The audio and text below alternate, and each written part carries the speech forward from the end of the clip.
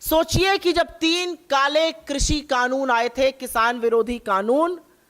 और उन किसानों का दमन किया जा रहा था, जब 1 साल से ऊपर किसान दिल्ली की सरहद पर जाड़ा, गर्मी, बरसात, ओले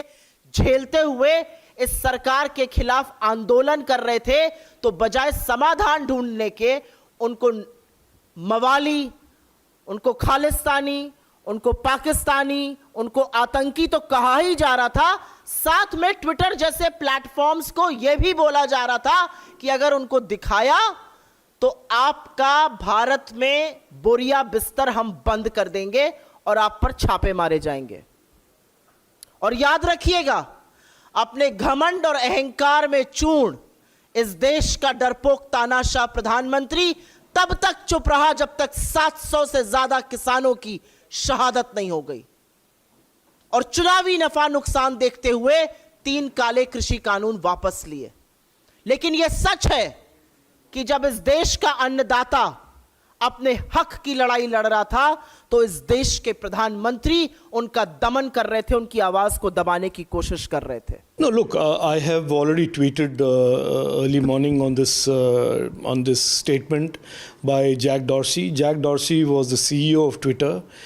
during a very, very dubious period in Twitter's history. What he has said is an outright lie,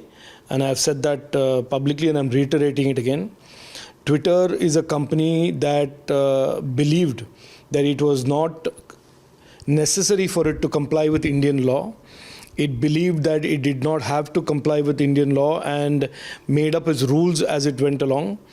And the government of India has been very clear from the very beginning, for all companies that operate in India, they have to always comply with Indian law. That is point number 1.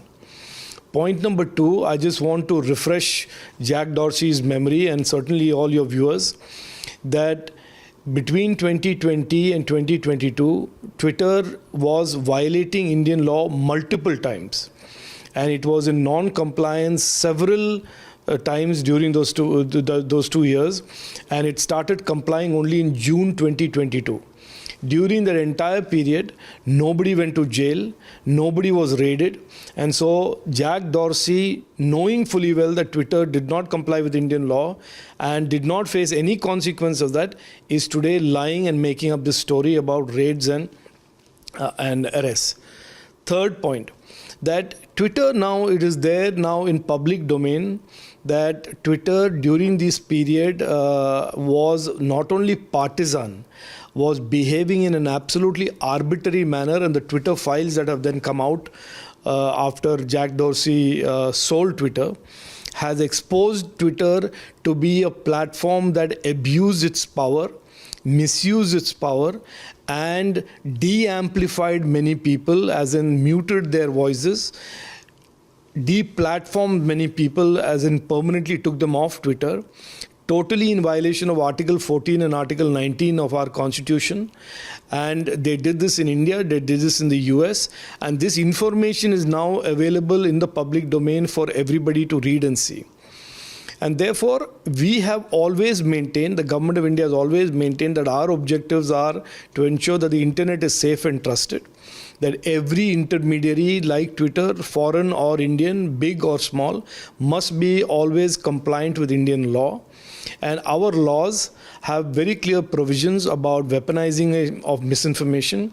which is what Twitter did during the entire period of 2020, where they weaponized misinformation against the Indians and the government of India, and therefore they were exposed. So therefore, today for Jack Dorsey to suddenly wake up from his slumber and to try and rebrush the history of Twitter's conduct, and so far without any consequences, is to essentially say what I said in my tweet, that it is a total outright lie.